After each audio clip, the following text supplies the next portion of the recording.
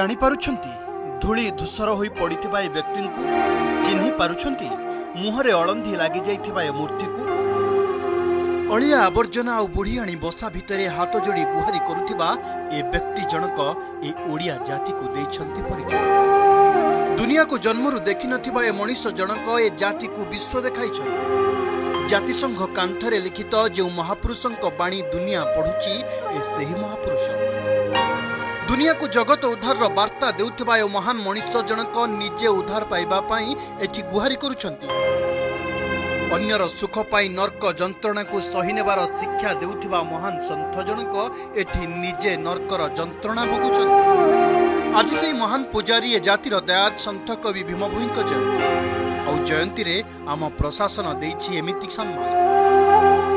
Block छकरे तांको स्मरण करबा लगी तांको गोटे पवित्र स्टैच्यू प्रतिमूर्ति आम स्थापना करिथिलु। प्रशासन प्रत्येक थर आसिक फुलमाला धरिक तांको दउतला नता मस्तक होतला। समस्त लोक जनसाधारण जे जाउथिले मथा नत करुथिले किंतु रास्ता प्रशस्तीकरण नारे से स्टैच्यू हटाई देले। ठीक अच्छे हटाई देले किंतु जानिछन केने अछन वर्तमान भीमभोई बंदी ताला भितरे गैरेज भितरे पचा सोड़ा गंधरे भीमभोई जी मानवर कथा कहूला से निजर भाग्य के आज नाक के छापकी पड़ी कर प्रशासन दृष्टि ना। प्राणी को आरत दुख अप्रमित देखु देखु केबा सहु मो जीवन पछे नरके पड़ी थाऊ जगत उद्धार हो। आज वैशाख पूर्णिमा महिमा धर्मर श्रेष्ठ साधक संत कवि भीमभोईंक जन्मतिथि।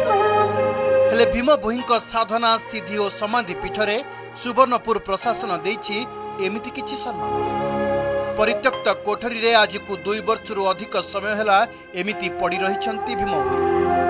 पूर्त विभाग कार्यालय रो गैरेज रे बंद कोठरी भितरे एमिति पढ़ी रहिछंती ए जातिर सम्मान। और भीमभोई एते सम्मानित लोक से मानकु एते असम्मान करिगे ब्लॉक छकर जो रास्ता बनैबा निमंते एटा उठे कि नेगिरी जो गैरेज भीतर पकईचंती बहुत असम्मानित करिसंती। से मानकु नेगिरी नित्यस्थली रे रखिबा कथा तांग मंदिर भीतर स्थापना करी पूजा करबा कथा और से धर्म नष्ट पाई कि से मान नेगिरी अलिया अवर्जना पकई दिया जाइछि। ए दृश्य देखि केमिति छाती फाटी जाउनी केमिति ए विवेकटी के भी बाधा देउनी।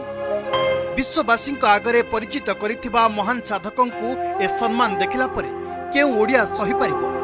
पाठ पढ़ी चेयर रे बसिथिबा बाबू माने संत कवि को जानी नहंती ना जानी सुनी असम्मान करूछंती। यह अवहेला ना पूज्य पूजा को ध्वंस करिवार अभिप्राय। ए दृश्य देखिला परे मधुबाबूंक सेही उक्ति मने पडुछि।